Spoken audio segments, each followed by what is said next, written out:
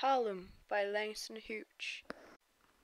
The poem was written in 1951 by Langston Hughes, who grew up in Lawrence in Kansas, which is in the South. As an adult, he moved to Harlem in New York, and that's maybe where the poem got its name. From 1920 to 1940, Harlem was the place where many intellectual black people went. Also, many black artists moved there. When Langston Hughes lived there, he kept wondering what happened to the dream that kept getting deferred.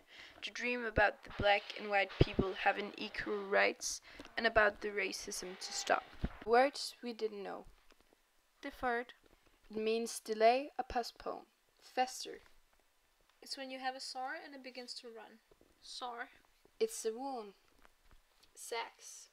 Slowly sinking apart. Simile. All the similes are referred to the dream which is deferred.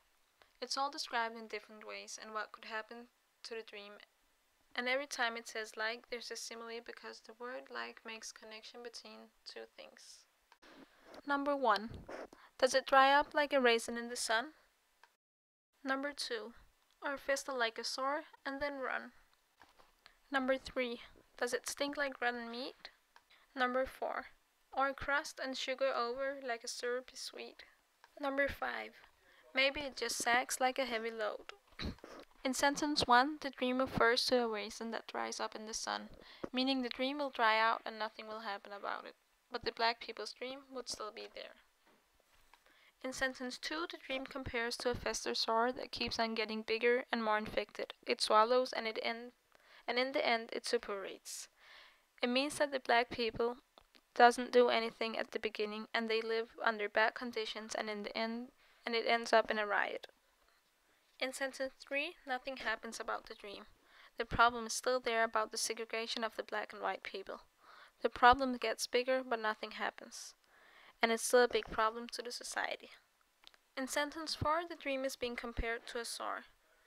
And it gets a crust, which means the black people has been mistreated for so long and it left scars on the black community. In sentence 5, the black people compare it to a heavy load that sags, which means they kind of give up on the dream. The poem was written in the US. At the time the poem was written, black people didn't have as many rights as the white people. They were treated badly or like slaves, even if they weren't. In the late 18th and 19th century, the racism in America was really bad. The black people in the South were treated even worse than in the North. They had to work as farmers or for the white farmers, where they barely got any food or necessities. The black people also got persecuted and beaten, and in worst case killed. They didn't have the rights to get any form for education. The message in the poem is that black people must keep on fighting, not defer the dream about equal rights.